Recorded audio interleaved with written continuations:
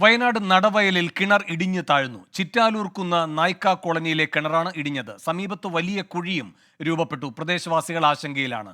സുർജിത് അയ്യപ്പത്ത് വയനാട്ടിൽ നിന്ന് കൂടുതൽ വിവരങ്ങളുമായി ചേരുന്നു. സുർജിത്ത്, എന്താണ് എപ്പോഴാണ് ഈ സംഭവം? എന്തൊക്കെയാണ് നാട്ടുകാർ പറയുന്നത്? 8 കുടുംബങ്ങളുടെ കുടിവെള്ളത്തിന് വേണ്ടി ആശ്രയിച്ചിരുന്ന കിണറാണ് ഇപ്പോൾ പ്രതിസന്ധിയിലായിരിക്കുന്നത്. അത് കനത്ത മഴയാണ്. അത് ചിറ്റാലൂർ കുന്നിൽ കിണർ ഇടിഞ്ഞു താഴുകയാണ് ഉണ്ടായത്. ഇന്നലെ രാത്രിയാണ് ഈ സംഭവം ഉണ്ടായത്. ഇന്ന് രാവിലെ നോക്കുമ്പോഴാണ് ഇങ്ങനെ കിണർ ഇടിഞ്ഞു താഴ്ന്ന നിലയിൽ കാണപ്പെട്ടിരിക്കുന്നത്. ഈ കിണറിന് സമീപം വലിയ ഗുഹയുടെ ആകൃതിയിൽ വലിയ കുഴി രൂപപ്പെട്ടിട്ടുണ്ട്. അതുകൊണ്ട് തന്നെ വലിയ അപകട ഭീഷണിയും ഇവിടെ നിലനിൽക്കുന്നുണ്ട്. മറ്റ് അധികൃതരെല്ലാം തന്നെ ഇവിടേക്ക് തിരിച്ചിട്ടുണ്ടെന്നുള്ളതാണ് നമുക്ക് ലഭ്യമാകുന്ന വിവരം.